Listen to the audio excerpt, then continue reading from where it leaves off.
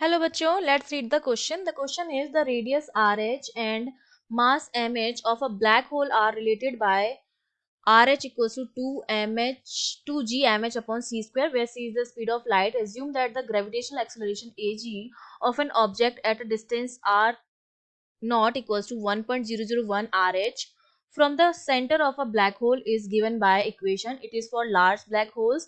If an astronaut of height 1.66 meter is at r naught with her feet down, what is the difference in gravitational acceleration between her head and feet?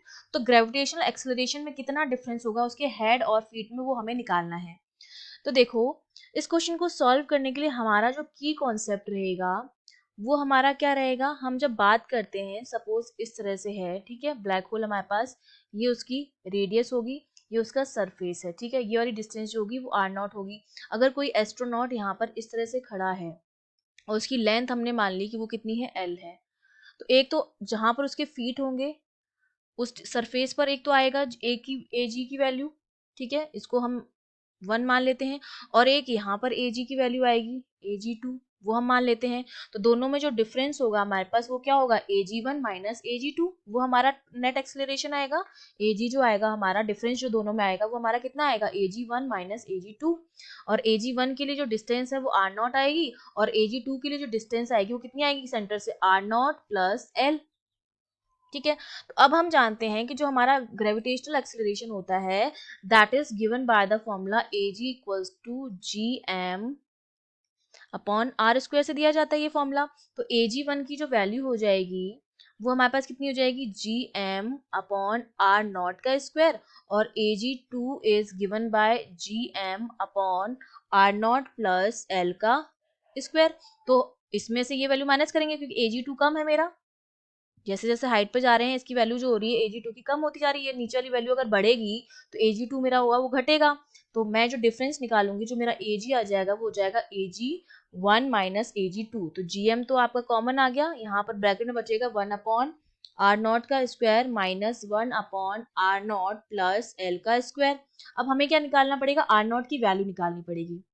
Are not की value हम कैसे निकालेंगे, यहाँ पर देखो question हमें दे रखा है कि जो मेरा आर नॉट है that is 1.001 times of R H, और आर एच की वैल्यू जो है वो हमें गिवन है 2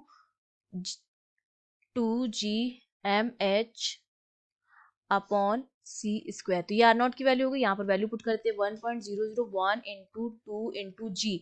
जी is your gravitational constant, universal gravitational constant, 6.67 into 10⁻11 into M. M हमें कितना दे रखा है, the mass of the large black hole is 1.25 into 10⁻14 times the solar mass of this. तो दिस इंटू दिस, ये टोटल मास हो जाएगा हमारे पास, ठीक है. 1.25 इंटू 10⁻14 इंटू 1.99 इंटू 10⁻30, ये टोटल हुआ. इसको हम डिवाइड करेंगे सी स्क्वायर से. सी हमारा क्या है, speed of light which is 3 into 10⁸ और उसका square.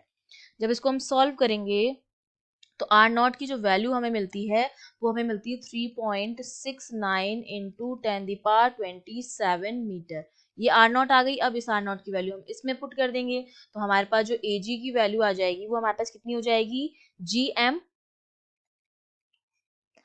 1 upon R naught square minus 1 upon R naught plus R square, solve करेंगे तो हो जाएगा 2 R0 L plus L square upon R naught plus L का स्क्वायर. अब हम वैल्यू पुट कर देंगे तो ए जी जो मेरा हो जाएगा वो हो जाएगा G which is 6.67 into 10⁻11 into मास.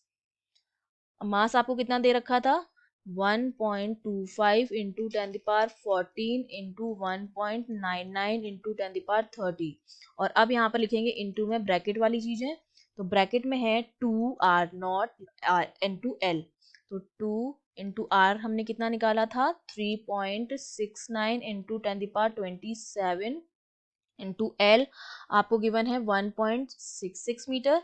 ये हो जाएगा आपका 1.66 मीटर प्लस 1.66 मीटर का square, and it is divided by R naught which is 3.69 into 10⁻27 और ब्रैकेट में 3.69 इंटू 10⁻27 प्लस 1.66 और उसका स्क्वायर. ठीक है, ये हमने वैल्यू पुट कर दी है। ये सारी वैल्यूज पुट करके जब हम यहाँ पर आंसर निकालेंगे तो वैल्यू ऑलमोस्ट हमारी जो है वो बराबर आती है 1.14 इंटू 10⁻⁻28 मीटर पर सेकेंड स्क्वायर के। तो ये हमारे पास क्या आ गया है, हमारे पास डिफरेंस आ गया है ग्रेविटेशनल एक्सेलरेशन में between her head and feet. I hope you understood well. All the best.